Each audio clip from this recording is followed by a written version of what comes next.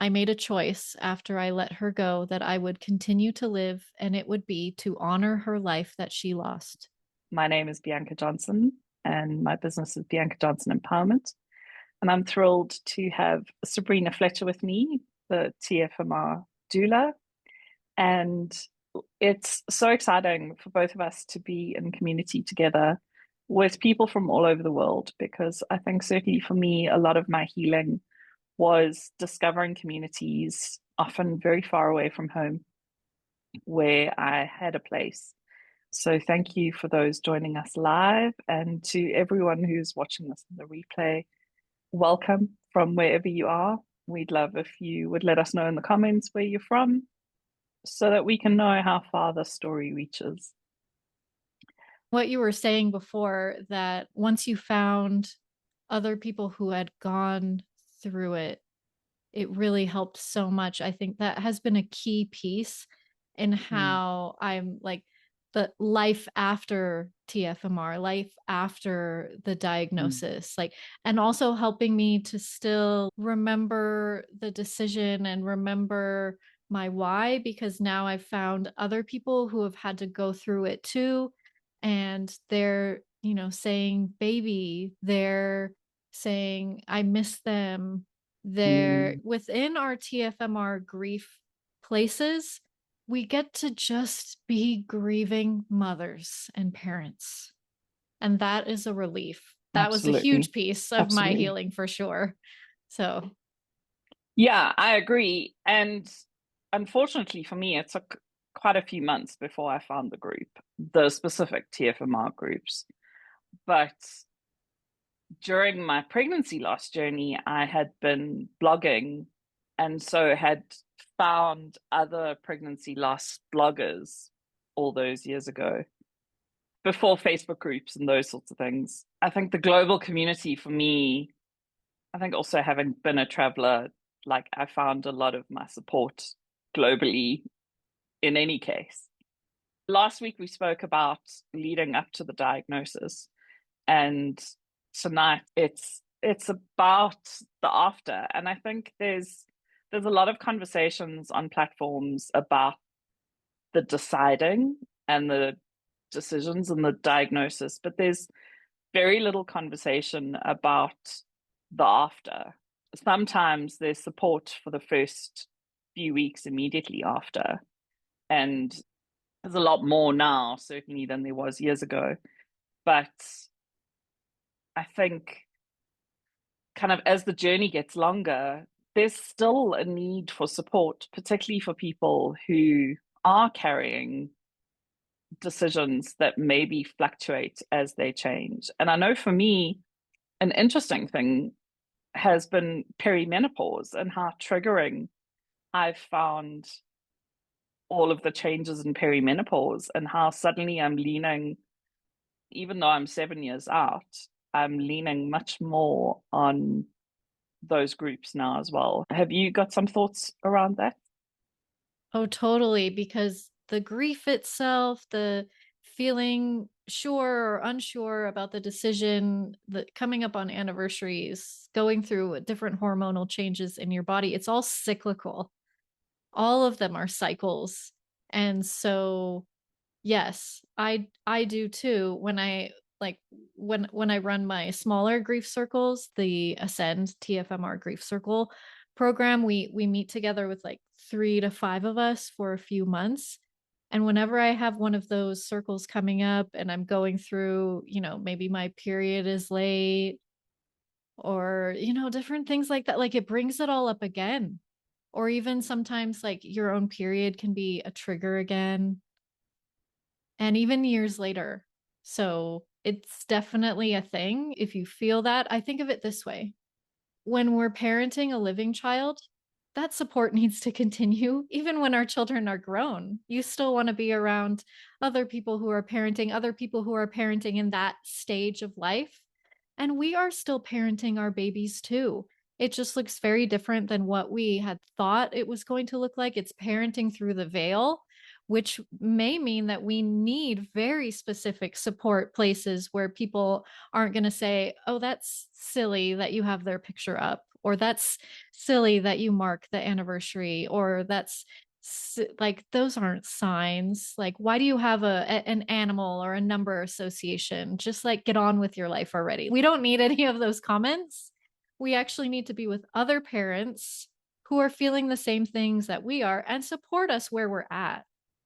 And I have a question for you, Bianca, because I think that this was an interesting turning point in my life after my diagnosis. I guess I could say it was even like very gray, and we don't even know what the condition was underneath it. It could have been T21, could have been T13, it could have been Turner's syndrome, which is still a spectrum. 1 in 100 of those babies that do survive, then they really only have like fertility challenge. It's not, so that is a very wide spectrum of what the outcomes could have been. And I remember the first time that I saw a child with Down syndrome when I was out after my TFMR. It was a very big moment. But I wanted to ask you if you felt that too, or if that still comes up. Oh, yeah.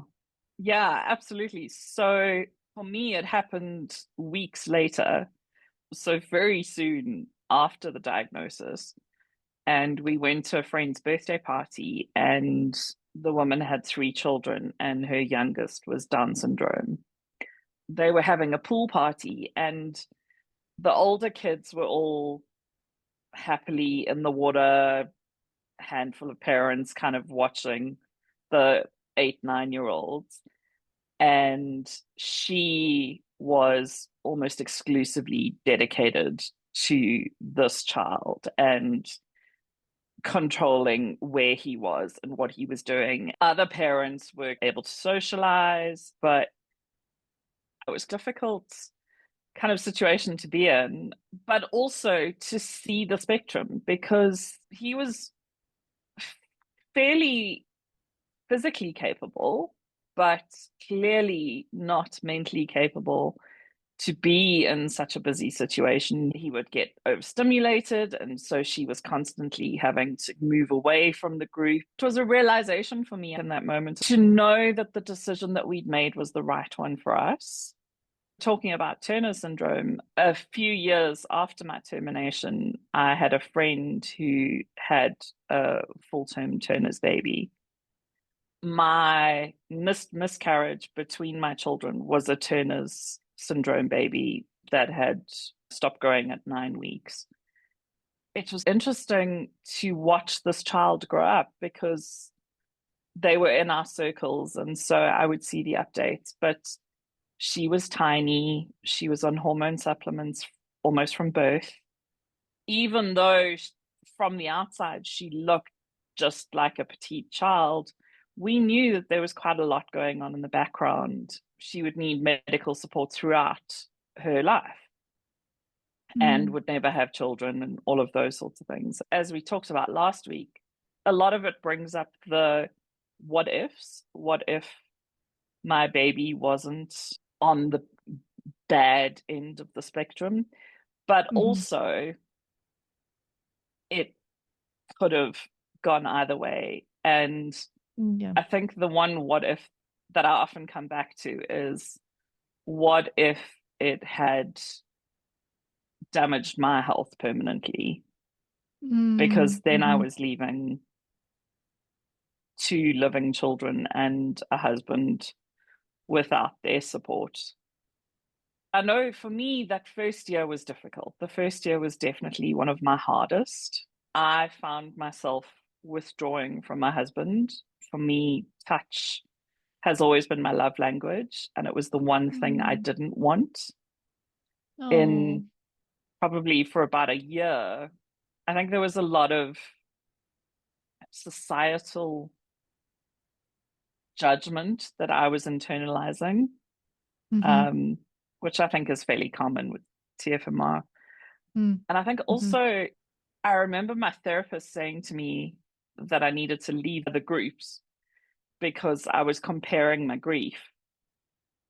I don't think she ever quite understood that it wasn't so much comparing, it was it was internalizing society's need for me to feel things I may not have actually been feeling. And so being in the groups was giving me visibility that there are other people experiencing the same things. I don't know if that was something that Mm-hmm. kind of And you going found as through it in their own way, right? yeah. Because when we come together, we hear how unique and how similar so many things Mm, are. There was a comment in the group about how others judge, but I feel sure in the decision. So this person said, "It's been 1 year and I don't regret it. I just miss her. And as much as many have tried to guilt trip me, I am still firm and I'm okay with it. I know I made the right decision for my little family." And I think that this is really important to talk about because they are our personal parenting decisions.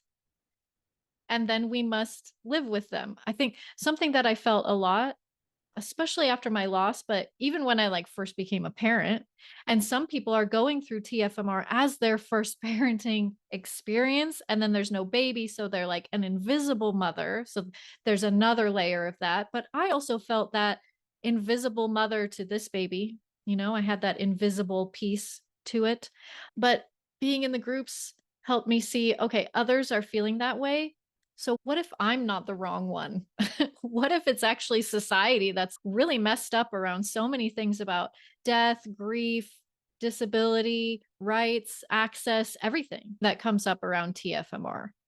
And I think being with other absolutely. other mothers, other fathers, other parents, and seeing how they're parenting like that has really helped me in the life after, because that is the life, you know the outside world may tell us, like, in Yeah. this comment, to feel guilt or to feel wrong or to repent, but what I see when we get together is like, like I have an altar for her. I want to remember special days. I like carry her in my heart, and that I don't have to feel shame for that. Even if the decision itself or the diagnosis itself carries a lot of societal shame, like, well, how about we just give that back to society to carry? I don't want to carry that. It's not for me to carry.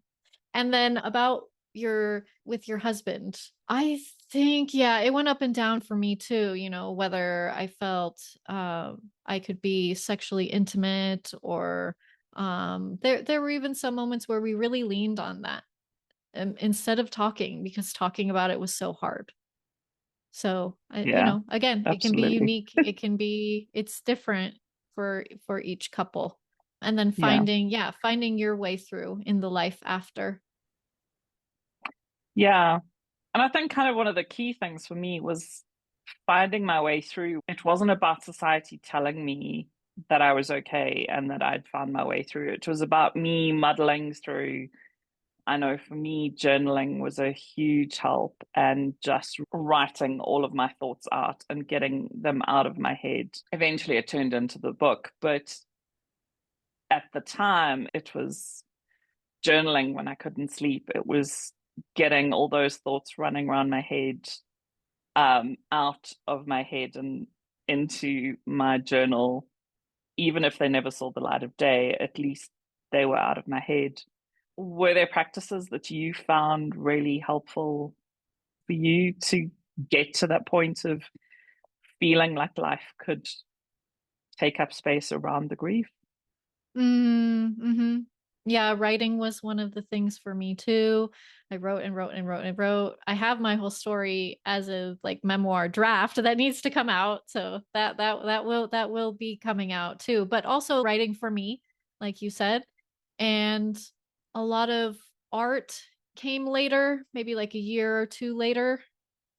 Different types of watercolor or collage, or just kind of like smashing some paint around. It didn't have to be anything that would end up in the Museum of Modern Art. It was for me, it was for her, or doing calligraphy, or writing her name in cursive, just feeling the shape of her name, because there were going to be less experiences of me writing her name on any form or writing it somewhere or writing something to her and then, writing her name in there.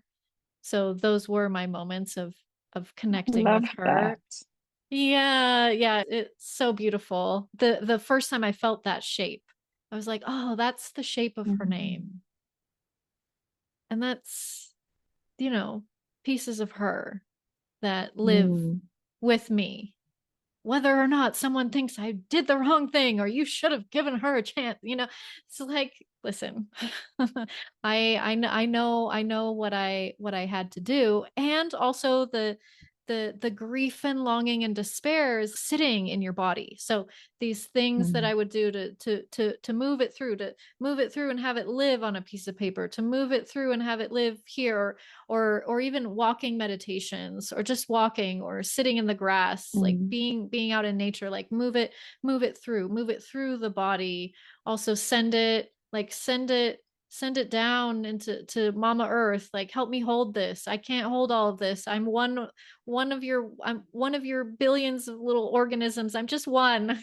Help me hold this. So there was a lot of I love those that. kinds of practices. EMDR therapy helped me a lot too, because that's also like body. You do these movements and then it helps to put the trauma pieces, instead of like this is happening in the happening place of the brain, it puts them back into the memory place of the brain. And my No. therapist explained, this isn't about making you forget, because of course I was like, I don't want to forget Mm. my baby.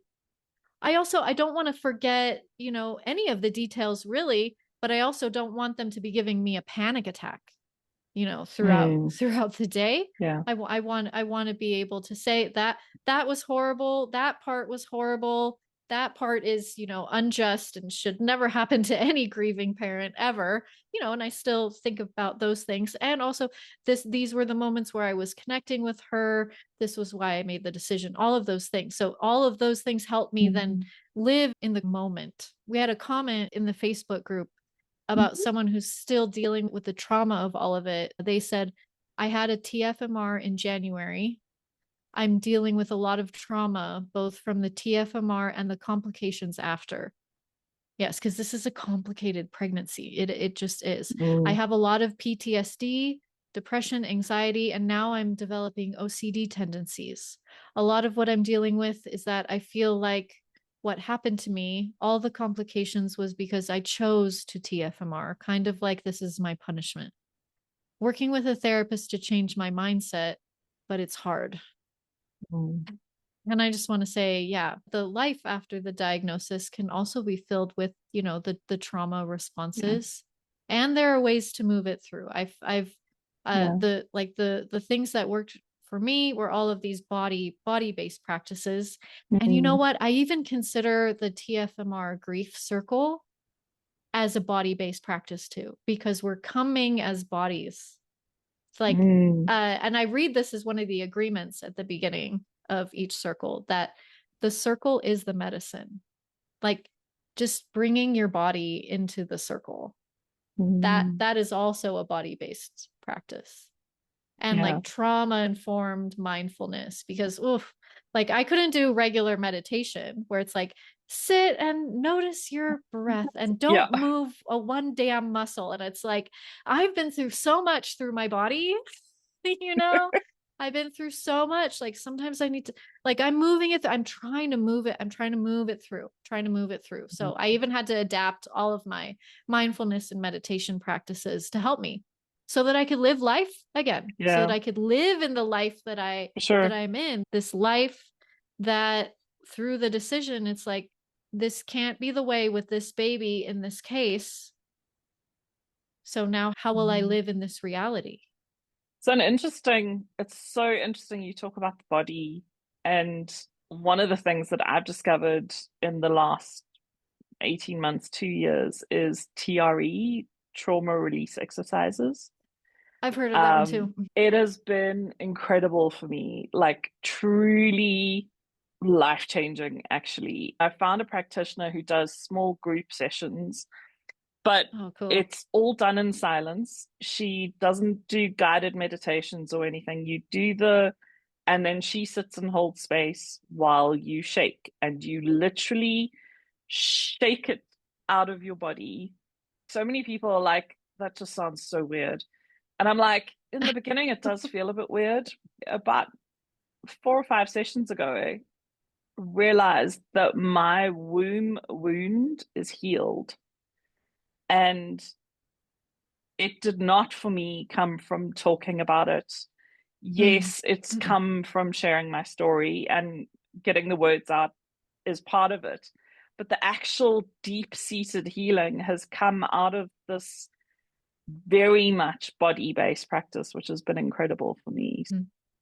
I thought to mention that one as well, because there are so many different practices that can help hold the space Mm. for you in those weeks, months, years down the line where you're still holding these sorts of things. Yeah. So it's always incredible to me how the right thing comes at the right time, I've found Mm. as well. Very often, because I think if this had been offered to me in the few weeks after my TFMR, I would never have said yes. Once I'd had a chance to process some of the more cerebral, the more head stuff, I was then able to openly accept kind of the more embodied practices as well. But I agree with you. Like, for me, being in nature and being in water, I took so many long baths um, Mm. in the months afterwards as well, because water is, for me, has always been my kind of safe, happy place. Mm. So yeah. Yeah. Yeah. Yeah. I think another piece that really helps me live in my life Mm. afterwards is connecting directly with my baby. Mm. You know, the honoring piece. And we had another comment in the TFMR support circle, so I'll read that one too about this, about honoring baby. I live with my decision easily now. I made a choice after I let her go that I would continue to live, and it would be to honor her life that she lost. It took a while to work through the pain and the grief, and I will always miss her. But I know my decision to terminate for T21 was the right one, and I lost a piece of myself to save her from a life of pain, hardship, and struggle. I could probably talk for hours about rebuilding myself, but I think that living to honor her is the simplest way to put it. Isn't that Mm. beautiful? Yeah, I love that. I love that. And so I often wear my, I have a Oh, pendant with, I've seen, yeah, where each yeah, with bead the represents a rainbows for different. each baby. And then my TFMR is the wings that came after, because I got the pendant when I had my daughter, and then my TFMR was my last pregnancy. So, but so that for me, I always wear that on anniversaries, on special occasions, when we have family photos done. I take my babies with me. For me, that has been a beautiful way to honor them and to include them. And you were talking about your altar, and for me, that happens at Christmas, because I get an angel Christmas decoration every year from my husband. It became tradition. And so those have come to be the embodiment of my babies, and unpacking my angels every year, and looking and talking to my living children about um, Mm, those that came before them has been kind of an important part for me. And I understand that not everyone gets a rainbow baby, but there are ways to acknowledge and to find people who will talk about your babies. mm, And I think you were right in saying that finding the spaces where you can have those conversations, you can talk about the babies that are not with us is an important part of the living afterwards, the parenting together. It takes a Hmm. village not only to raise a living child, but I think it takes a village to raise a mother and a parent, whether they have a child in their arms or not. Hmm.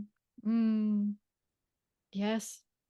And I felt I needed even more help when my baby died. Mm. Absolutely. Hmm. Absolutely. I have one more comment here Mm. about this living after TFMR for T21 or gray diagnosis. This person says, I had a TFMR 2 weeks ago for T21, and it's been quite a ride, especially the first few days. I had a couple days of what I'd call regret, mostly because the grief was so intense, it was hard to feel like it was right. And since then, I've had moments of that same feeling where the sadness, the missing, the grief, the feeling of how mine he was swells up and changes the way I see things, makes me wish I had him. But most of the time, those feelings are not so intense and my perspective stays pretty stable. I had a feeling I would have moments of regret afterward because I had the same moments even before I went through with the procedure. I made the choice knowing it wasn't 100% stable and that a choice had to be made without the privilege of certainty. Mm. Yeah. But I think Mm. also any choice that we make in life Right. is very seldom certain. Right. And if we're And women, we're really judged for any choice. yeah, So, like, exactly. welcome to womanhood. And then a Yeah. mother, like, ooh, any choice you make as a mother, like, Oh, the mommy wars exactly. or whatever. Come on. Yeah, exactly. Exactly. Oh, it's like the saying, you damned if you do and you damned if you don't. Right. So you Because, better be okay with what you're choosing. yeah, yeah, absolutely.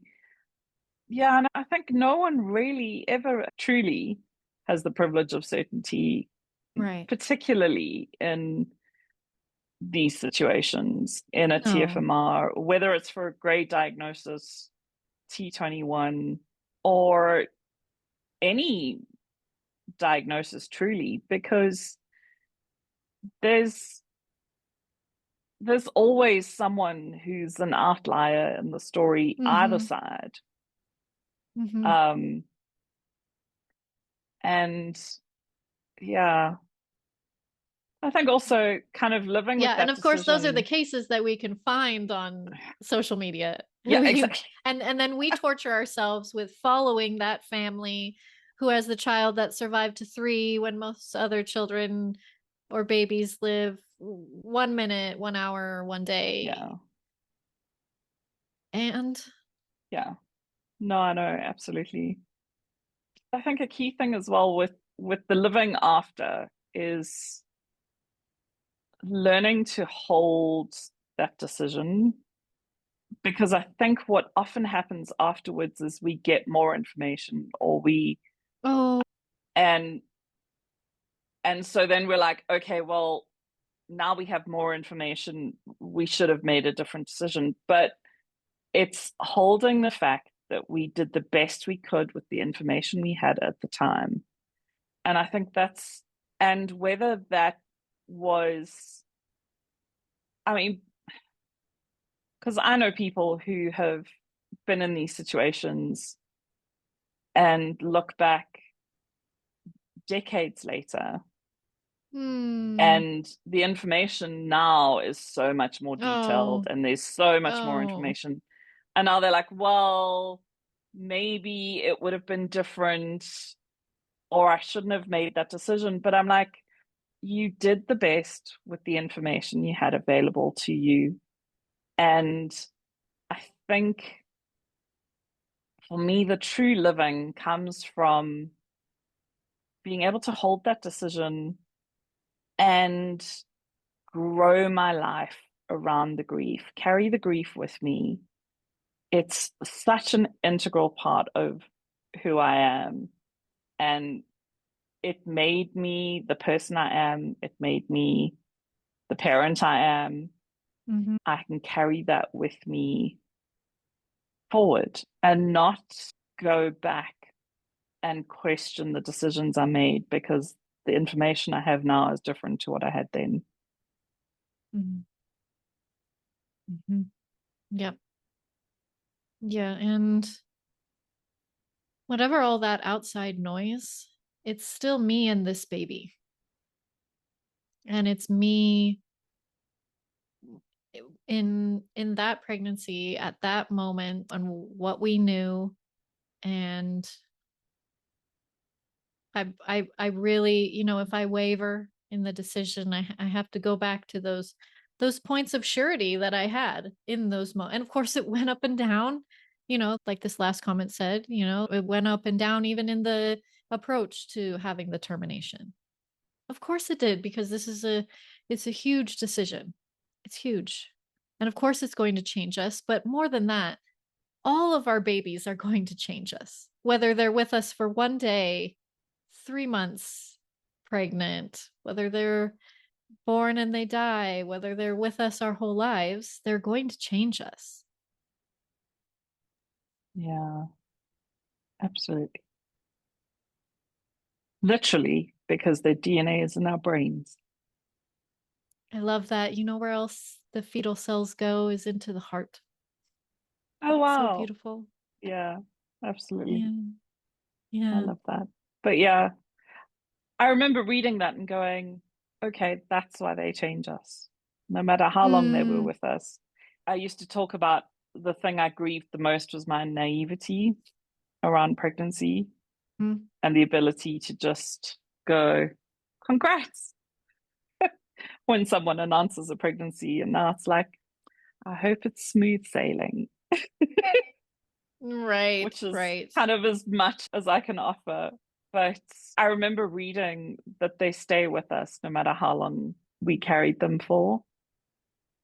And suddenly that felt so incredibly true. And it felt like something that really brought me peace, knowing that they're with me Mm, mhm. always. Yeah, they're literally in our life after. Mm, yeah, Mm, mm, absolutely. mm. I think Mm, that's a wonderful place to end if we want to here. yeah, And you have your book, and I've got my groups, and you all are so yeah, welcome to come and join us and be with us in these conversations and share absolutely. your babe and share how you're getting through the life after. Yeah. Thank you, Sabrina. This has been amazing. And we'll share links to your communities for those that are looking for support. We hope that by the two of us helping to share our stories, that you feel less alone in your journey with a grey diagnosis, whichever way it goes. So thank Mm. you for being here, everyone.